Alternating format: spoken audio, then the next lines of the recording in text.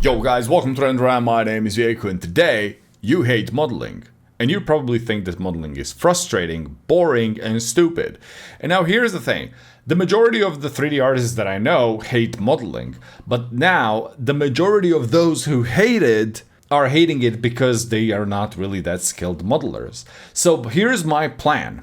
I'm not saying that I'm going to teach you how to learn modeling, but I believe I'm going to help you out a little bit. So my plan is, I'm going to take 3 objects, this one, and this one, and I'm going to draw how the topology needs to look like on those models. Because if you know how your model technically needs to look like before you start modeling, that's 50% of the modeling job done. And I'm gonna pretty much show you how I approach scenarios where I don't know how to start modeling something. Now let's start with the first kind of object. First thing, whenever you need to model a thing like this, you always need to look for the things that are, like 100% set in stone. So things that are 100% like need to look a certain way are, for example, the stitches here, right? Because for the stitches, you see those lines and there has to be an edge there following those lines.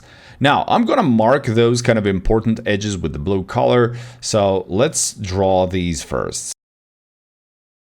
Okay, then we have a small one here, and then we got this stitch, which goes here, and yeah, we got a little one that's peeking in here. Okay, so these are our kind of main stitches. By the way, I'm not going to be covering the pillow because it's pretty simple. So yeah, let's continue. Okay, so now when we kind of defined our kind of core driver edges, we need to add some supporting edges. And supporting edges are super important for preserving the original shape. So if I have those stitches that need to go like this, and if I put, like various sizes polygons next to it, after I add subdivision, those polygons are gonna drag those edges, like left and right, and I wanna keep them looking exactly where they need to be, and I'm gonna do that by adding some, kind of guardian supporting edges that are just gonna keep it in place. So this is kind of the thing. So I'm gonna mark those like all other edges in red color.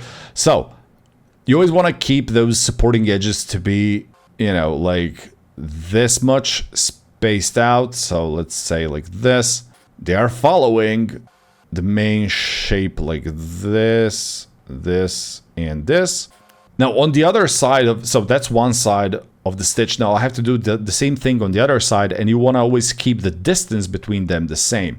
So let's go like this, this, this. Okay, it goes here. We can now see that it kind of goes in the middle of this, and this is generally okay. So now let's move that there. Okay, so we got this. And now from this point, I can generally start adding edges, like basic shape edges that I 100% know that they're gonna be here. So if I have this corner here, I know that I have to have an edge here. For this kind of, sharp corner to stay sharp, I know I need to have some sort of condensed edges around it.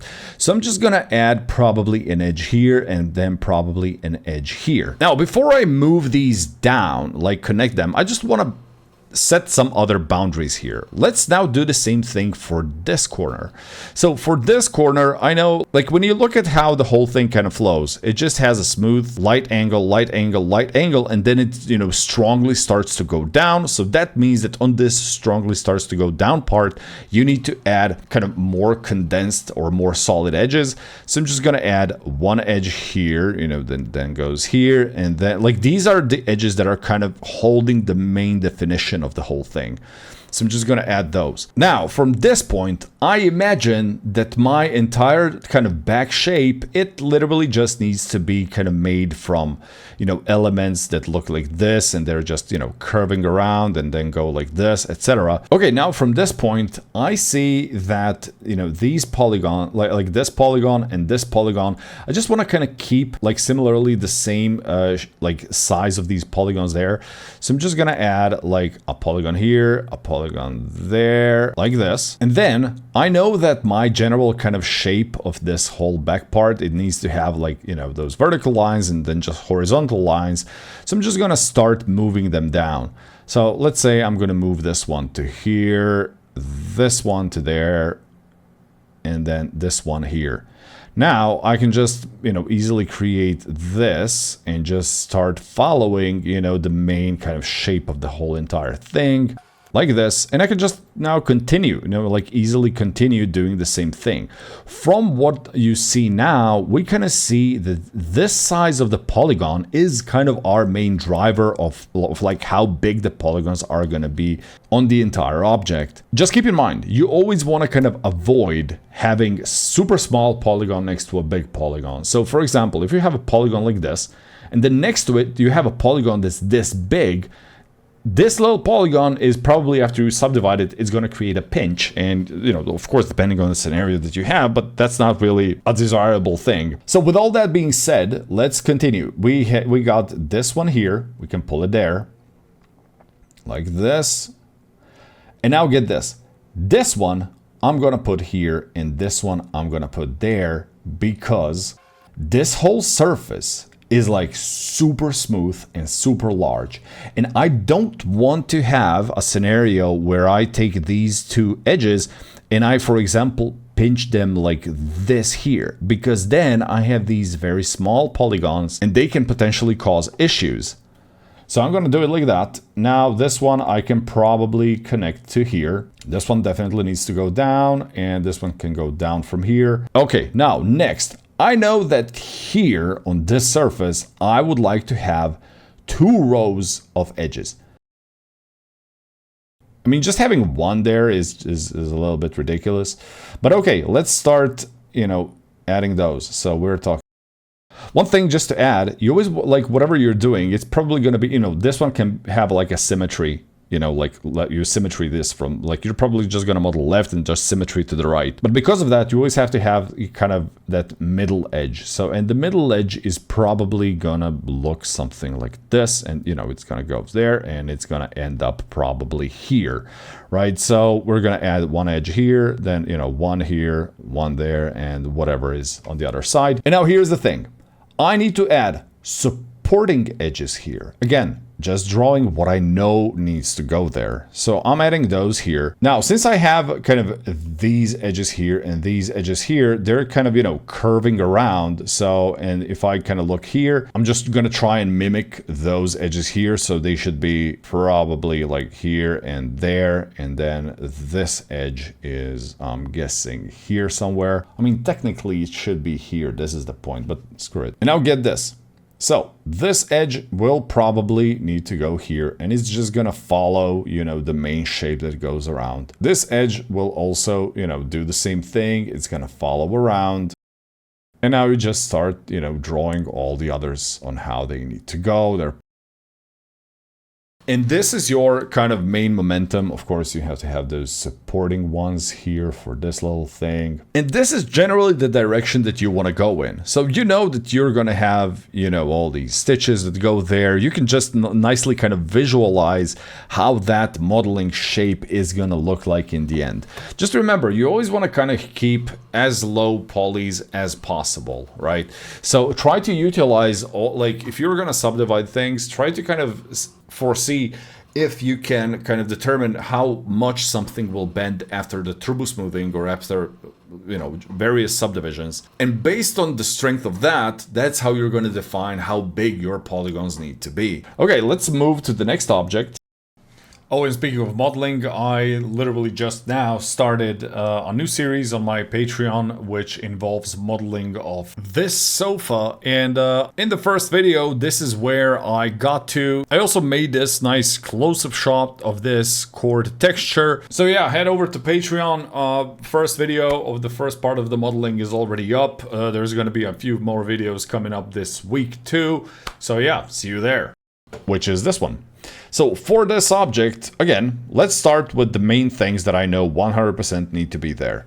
So let's start with the stitches. I can see that there is a stitch going here. I can see that same stitch going there. I can also see that you see this kind of puffy thingy, like the little puffed up cylinder. That's called piping. So I know I have a piping line that, goes here.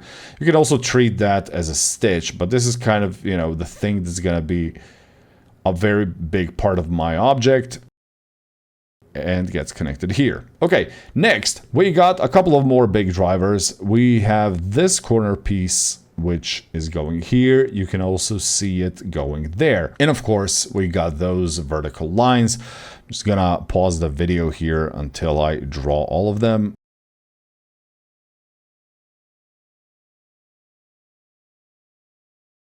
Okay, so these now are the main kind of shapes that have to be here, meaning that these are the edges that I must have like 1,000,000%. Now let's kind of now see where do we put those support loops that are gonna kind of keep things in place. So of course, you know, for this, I know that I need to have some sort of support loop here and then some sort of support loop roughly here. The same, you know, goes on this side. So now, as you can see, we got these vertical lines here. So we got 1, 2, 3, 4, 5 of them, and those 5 are gonna, you know, pretty much spill over. So if we take a look at it here, we can see one, you know, line here, and then this one is probably gonna follow somewhere here. Then we got another one that's going there.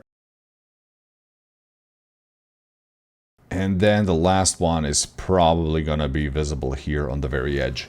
Okay, so we got that. I know that, you know, since I got this kind of major piping or the major stitch that goes all around the entire thing, I know that I need to have some sort of edge that's kind of following it. My plan is to draw an edge next to this, you know, that kind of goes around. But as you can see this, so let me just start drawing that. So you can see that that edge needs to kind of go here, you know, and then follow the main shape here, follow the shape here. And this is where the stitching stops.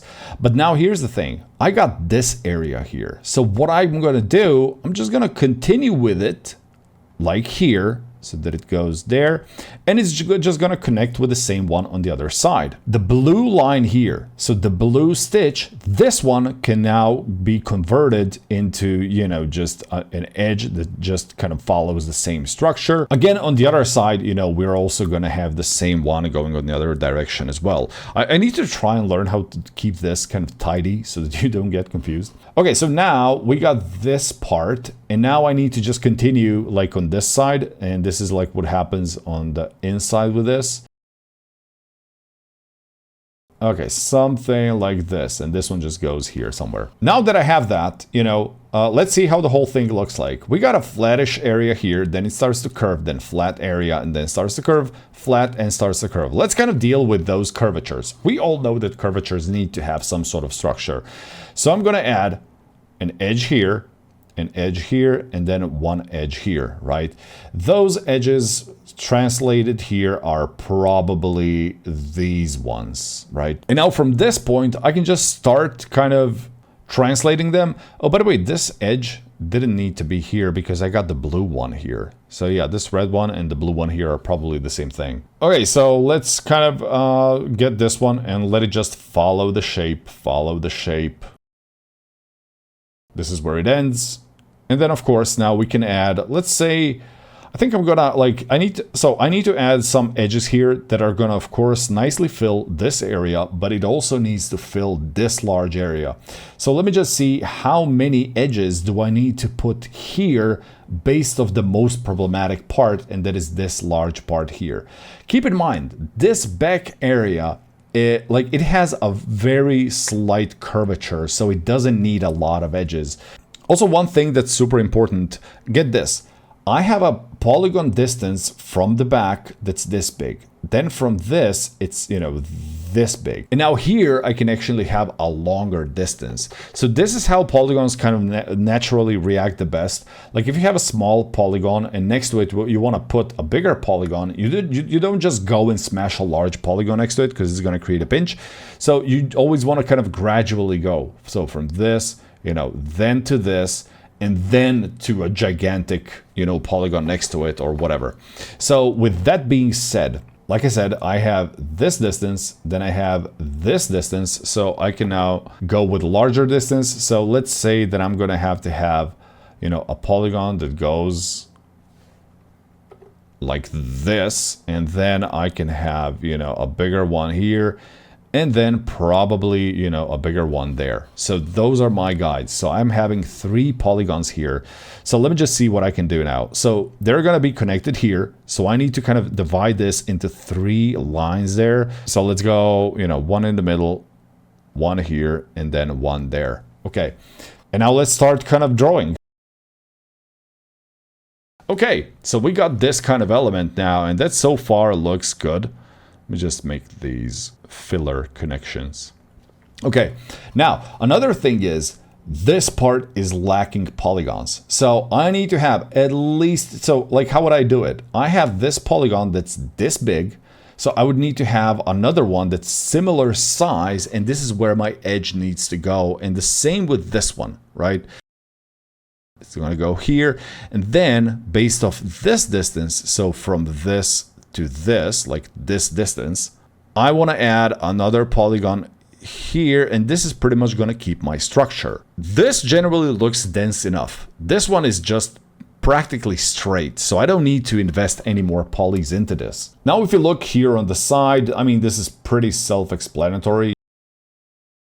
Now, here is one other important part. We have a stitch that's going here, and then it's going here in the back, and it's doing this. Actually, let me just mark that with a blue line. So we have this stitch that's going on the bottom, and then here it curves, and then it goes here, right? And that stitch also needs a support loop. So I'm gonna have to grab this support loop that I did here, and this one, you see like how all these edges, like the red ones, you see how they're like curving up and just following the entire shape? Well, this one, to keep the structure of the bottom kind of stitch, it has to go like close to him. It has to ignore all the surrounding kind of, you know, deviations in the mesh. And the same thing, you know, goes for this one that goes on the bottom, etc. Now, the last problem for this, let me just add these edges here like this. Now, the last problem for this that I have is this bottom. So the bottom is very fixed, and the bottom has a, you know, a specific shape. Because of that, I'm actually going to mark the bottom blue because it looks a certain way. It doesn't need to be a stitch or anything because, you know, it has a certain shape. So now I would need to have a support loop for the bottom. What I know is that that support loop needs to kind of, you know, follow this bottom shape. And now I can probably somehow connect it with this. I don't know, like this is a triangle, it's just me badly drawing things. But if you kind of treat this as if it's not there, you're going to notice that you're actually getting a quad here. So this kind of works. So this is my basic approach for this. Now, you also want to add a support loops for this, a support loop just here in the middle, in the middle, in the middle. Like this. Oh yeah, and you need one support loop here because of this kind of blue edge here. So one support loop there. And yeah, also one here. This is how the model for this chair should look like. This is kind of your base, I believe. This is your low poly. From this point, you go in and you model all the, you know, like extrude the little stitches, and then you do the refinements, etc. The thing that happened here is you got those, you know, vertical kind of lines that go on the back and all that. And unfortunately, they defined how big your polygons need to be, right? They're kind of the main definer for that. If we didn't have those vertical, you know, like SUI lines, if we didn't have that, then we would be able to allow, you know, much bigger polygons, which would make kind of maneuvering the object much easier. But, you know, that thing defined us, you know, like this. Okay, let's start drawing this one. Now, this one is a little bit tricky. Again, we're going to start by defining all the major things that we know have to have an edge, like that we know where an edge needs to be. So that's, again, you know, the stitches, just pull the line on the stitch. I know that I need to have an edge going here, and it probably creeps in here. I also know that I need to have an edge here. So these are things that are 100% going to be here. I also know that I need to have a stitch that goes here. Also, another thing is, you know, this has a sharp corner. So this is also a defined shape. So I'm also going to add that. Okay, let's start adding support loops. So again, things that are going to keep all this thing, like things in place. So let's start with the basic stuff. So I know that I need to have a support loop for our main stitch that goes around the sofa. So it's gonna go here and it's probably gonna get lost at some point due to perspective. So let's say here. I also know that I'm gonna have to have a support loop on the other side. So if I draw it here like this, I'm gonna get to there and look. Here it just has to go down because it's following this vertical stitch. Speaking of that part, I can also add a support loop here for that vertical stitch and a support loop here probably. And now speaking of that bottom part, it also has to have some sort of support that's going here around it. So that support is probably going to go here somewhere, the one that I just drew. Okay, let's move on to other things. I know that, for example, the back piece here, I know that it has to have like a middle edge, something that's just going to drive it into the middle. I also know that, you know, I have to draw support loops for all the other parts. So it's going to have a support loop here. It's going to have a support loop. Hold up, look at this. If I add a support loop here, they're crossing. So I'm probably going to weld them here or merge them together and keep it like this. Okay, let me add support loop there on here like this. And then, you know, this one is going to be here at the end too. The same thing goes for this one. Okay, so these are now my support loops. I know that this whole piece needs to just look like you know, like a regular grid. So it's just gonna be this, right? I know that this middle piece needs to look like that. So I'm just gonna add a couple because I'm not sure how it needs to look for this or this. Okay, so let me just kind of draw these kind of basic grid edges that I know have to be. Right, that's kind of, I think that's enough. Okay, something like this. So now let's let's see how to kind of proceed from here. So I know I'm gonna also have to have like a middle edge here, and that's fine. I also know that this one is probably gonna have to follow, you know, kind of here. Okay, I see one thing. So I'm gonna lift this one like this because look at this. If I now add an edge here, this triangle will become a quad. So this one goes here, here, and here, and now you got two quads here, and this generally works. Let me just quickly mimic this whole thing on the right side. Okay, something like this. Yeah. Oh, look, I'm definitely missing an edge here, so it would be kind of cool just to divide this back part. Okay. So now we got this. Now, here's the thing. I was redoing this part 3 times because I wasn't happy with the result that I got. And that's the thing. That whole experiment where I noticed a mistake and I couldn't solve it, it took me a couple of minutes. But just picture the scenario. You're in the mid-modeling and you get to that stage and you realize it's a screw-up. That's why this is awesome. Okay, let's continue. Now, for this, I'm first going to define all the support loops that I had. So I had a support loop here.